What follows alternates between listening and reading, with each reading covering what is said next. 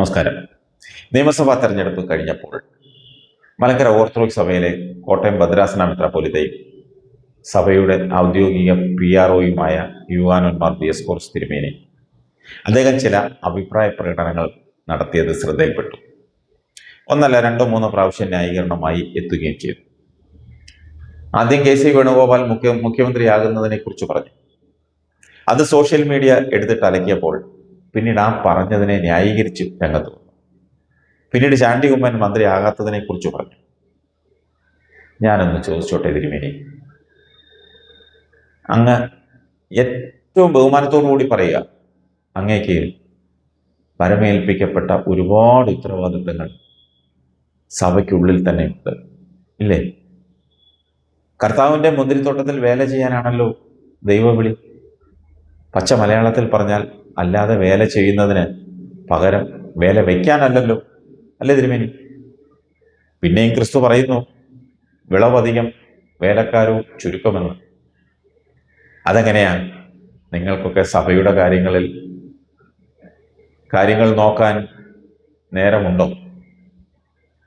രാഷ്ട്രീയ, സാമ്പത്തിക, ലൗകിക കാര്യങ്ങളിലാണ് മിക്കവാറും ഇടയന്മാർക്ക് താല്പര്യം. അത്യാവശ്യം അൽമായരുടെ ലെവലിൽ നിന്ന് പോലും അങ്ങൊന്നും ചിന്തിക്കുന്നില്ല. ഇന്ന് യുവതലമുറയുടെ ഒരുപക്ഷെ ഏറ്റവും കൂടുതൽ ക്രിമിനലുകൾ അത് ക്രൈസ്തവ സഭയ്ക്കകത്തുള്ളവരിൽ നിന്നായിരിക്കും.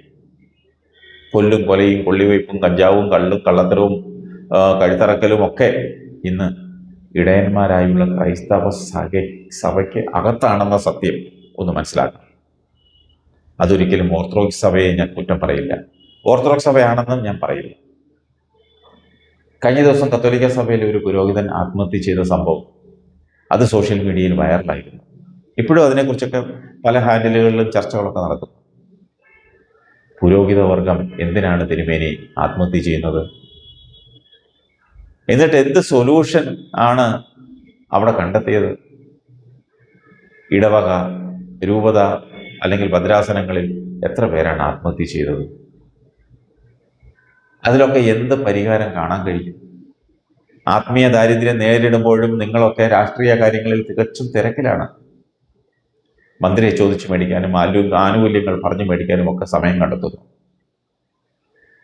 തെരഞ്ഞെടുപ്പിന് മുമ്പ് സഭ മറ്റു ജാതിക്കാർക്ക് വോട്ട് ചെയ്യില്ലെന്നൊരു പ്രസ്താവന അങ്ങ് കൊച്ചിയിലും ഇങ്ങ് തിരുവനന്തപുരത്തും ഒക്കെ കേട്ടിരുന്നു. ഓർത്തഡോക്സ് സഭയല്ലേ? നാണമില്ലേ ജാതി പറഞ്ഞ് മന്ത്രിക്ക് എണ്ണം പിടിക്കാൻ? ആദ്യ ദൈവത്തിൻ്റെ രാജ്യം അന്വേഷിക്കും. നഷ്ടപ്പെട്ട കുഞ്ഞാടുകളെ നേർവഴിക്ക് നയിക്കാൻ നോക്കൂ, എന്നിട്ടാകാം രാഷ്ട്രീയമൊക്കെ. പലതും പറയാനുണ്ടെങ്കിലും മലർന്നു കിടന്ന് തുപ്പാൻ വയ്യാത്തത് കൊണ്ട് തൽക്കാലം നിർത്തുന്നു.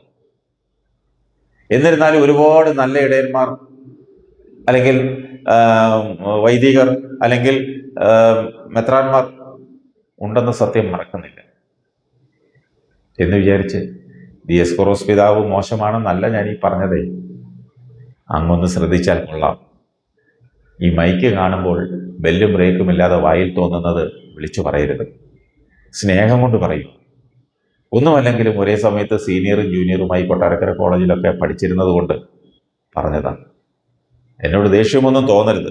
തോന്നിയാലും വിരോധമൊന്നുമില്ല.